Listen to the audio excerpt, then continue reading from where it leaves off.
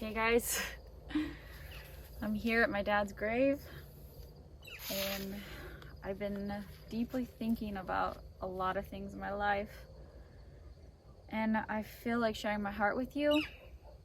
And I'm going to read because I'm going to try not to get emotional when I say these things, but I want to share with you what I've journaled here today. You can do all the right things and still get it wrong. For most of my life, I have tried to do everything right and then some. But guess what? I've been wrong and heartbroken over and over again. What is love? What is life? These questions, they have haunted me for most of my life. I may be 31, but I'm still that hurt little girl who so desperately wanted her mother's love. At a young age, I learned that in order to be loved, to be right, you must be your best, all times. That meant no showing weakness, being independent, and solving your own problems. I literally tried to be the perfect little child. Something bad would happen, chaos would strike, and I'd make a little note in my mind. Never be that way. Kids who act like that or don't do this, they don't get love. For most of my childhood and into my young adult life, I was the kid that never did anything wrong. I only did what's right. What's so interesting about this, however, no matter how much of a superstar I was, my mom still loved us. And what seemed real to me is that she didn't love us. She didn't love me. I did everything right, but still got it wrong. Throw my dad into the equation? Boy, did I love him. But oh my God, he was so freaking careless and unorganized. I know, Dad, I'm talking crap about you. I just didn't understand you.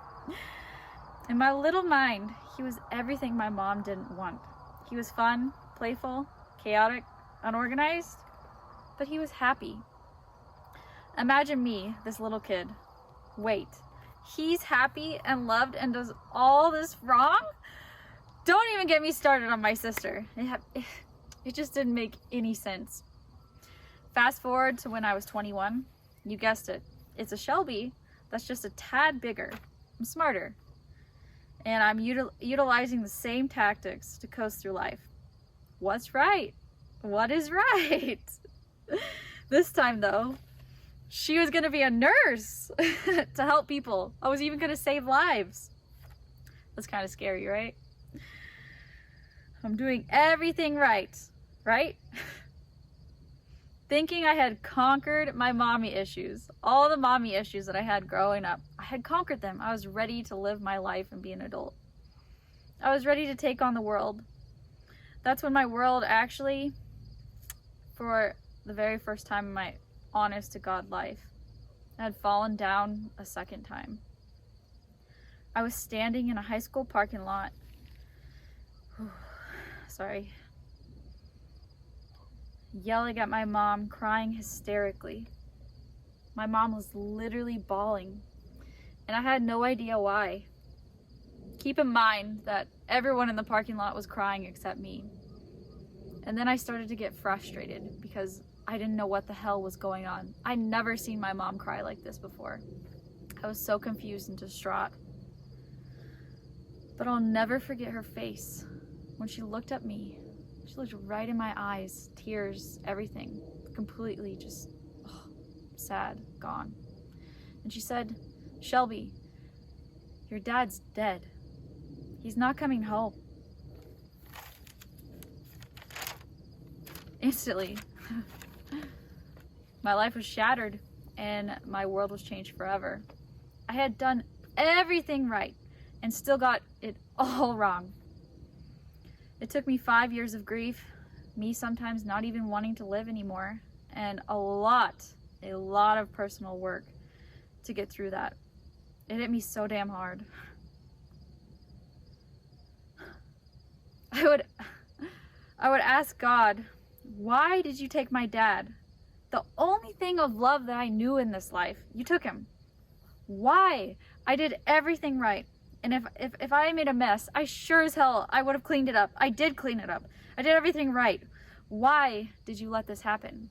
Why is my life like this right now? Self-healing sucks, especially if you feel alone or an outcast to life. What is life anyways when you're like that? Necessary, I say, if you truly want to fight the good fight. One day, Drew, my husband, looks at me. He looks at me and he asks me, Shelby, would you ever want to start a family? Maybe have a baby? For so long, my heart had only known darkness and pain. I remember that day like it was yesterday. My heart actually felt a small spark of love. It was all warm and it brought a smile to my face. Can you believe that? And I actually said yes. This was in 2018, I think. 2020-ish time. That was it. Yeah, that's what was going on in my mind. My dad would get to live on through our child, and I would never let anything happen to him or her like it did me. The kid was gonna have it golden, right? Easy life, protected, full of love, no pain, no hardship, anything like that. I'd be super safe, not chaotic, all of it. Everything right, no wrong, right? I still got it wrong. Because I thought I saw the bigger picture. Love, to be loved, was finally at an arm's length. But honestly, guys, God wasn't done teaching me my lesson. 3 strikes, you're out. This was it. In 2021, someone who I deeply cared for, respected, and loved took advantage of me in ways no human should be. He took everything I valued. Everything I valued in life. God, love, family, kindness, honesty, discipline, fun, and my life as a whole, the entire being of who I was flushed right down the toilet.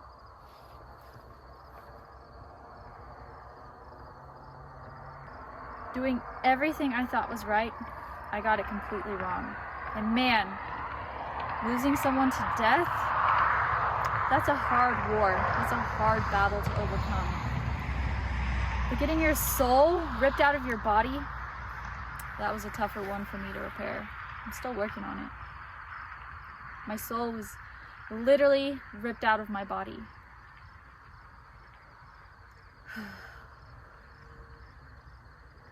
So I know on YouTube, on social media, I'm very positive, I'm upbeat. I know how you should live your life because I'm on the outside, you're on the inside, right? But sometimes we are the worst doctors or nurses for our own lives. We're the worst we don't take care of our own lives, but we know how to take care of everyone else's. Why is that? Why do you think that is? Lately, I've been doing a lot of self-discovery, and I think I've finally understood and answered that question for myself. Today, my dad has been dead for 10 years. 10 years I've been without him. Someone who I thought I so desperately needed in my life. Someone that loved me unconditionally. Today, I stopped at my grandma's house, and while we were talking, she said, "Shelby, you think too much." Do you guys think I think too much? Hit me straight in the heart. And all these tears, all this crying, all this stuff just came up, and I was like, whoa, what is this? How do you know when you truly forgive yourself? I found my answer. And wow, have I been worried and felt guilty in my lifetime, many times.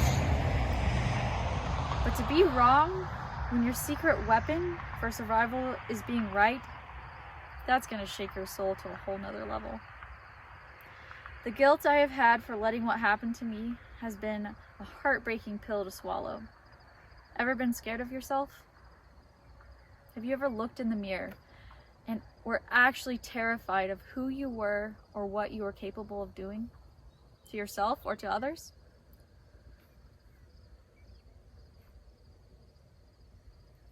Yeah, I have, yeah. And if you let that grow, you let that fear grow. It grows into a monster that will steal the love you crave and the life you desire. Fear, F-E-A-R. Fear is the monster's name.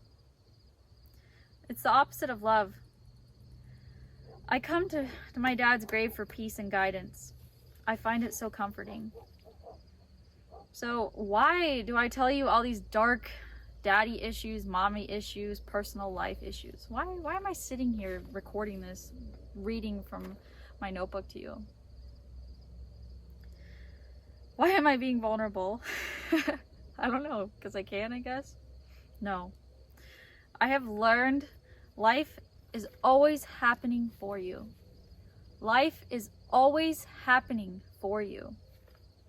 The only condition is you have to trust you. You have to trust you that's inside of you.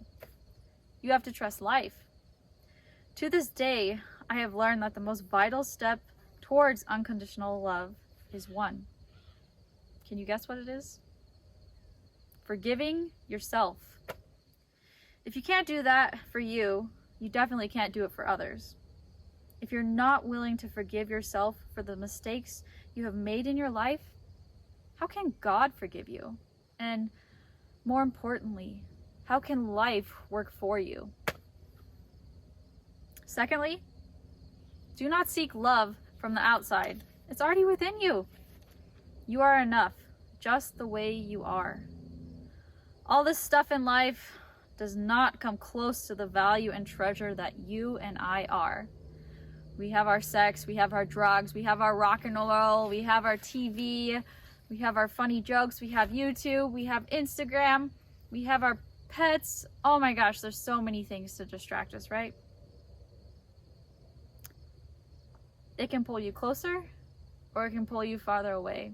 You can use them as distractions, or you can use them as life and be connected with it and love every moment. Be so into it that it's just pure love and excitement, and you're just so appreciative of life. You are life, and in that moment you are it, and it's what's happening all around and within you. But if it's a distraction, it'll pull you farther away from yourself if you're not careful, and you'll get farther and farther away and dig a deeper and deeper hole. How many times do you think I've dug a hole? Distractions and rules are so easy to use to hide or cover up. To cover up the pain, our insecurities, our mistakes, our failures, our weaknesses, our secrets. I don't know what else you want to call them.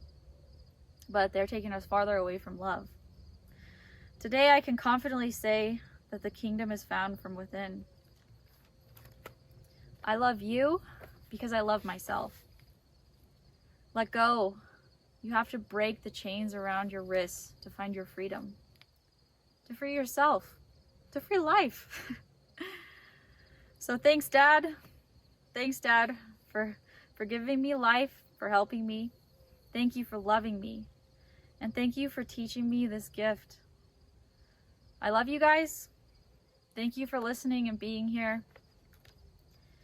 I don't know if that helped you at all. It helps me talking to you guys. We're connected, no matter if you like it or not. Even the guy that did that to me, I'm still connected to him, and I must forgive him, and I'm still working on that.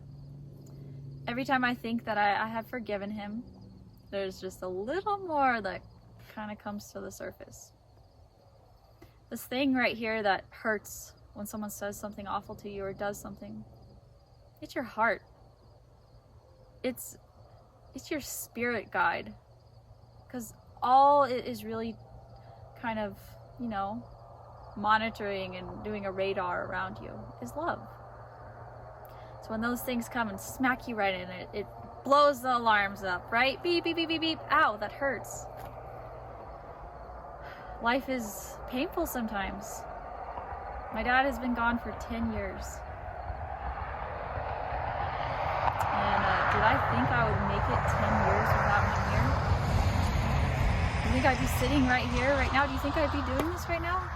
No. On YouTube, I'm the cold water therapy nurse with cold plunging, right? That's true. That is a piece of me. It's just one piece of me. And everything that you have done, good or bad, is just a piece of you. The you are right now in this moment. It is unconditional love. You just have to say yes to it. So I kind of want to make a pact with you guys that I'm committing on this day, 10-year anniversary of my dad's death, that I'm gonna try my damn hardest to be and have and think, all of it, feel, emotional, everything, unconditional love every moment that I still have on this earth, because it's gonna blink and be gone in a matter of who knows when. You don't know. It happens. Maybe you're willing to join me. I don't know. But know that I love you. You're awesome. And I don't judge you for what you have done or what you're gonna do. I'm gonna make mistakes. We all make mistakes.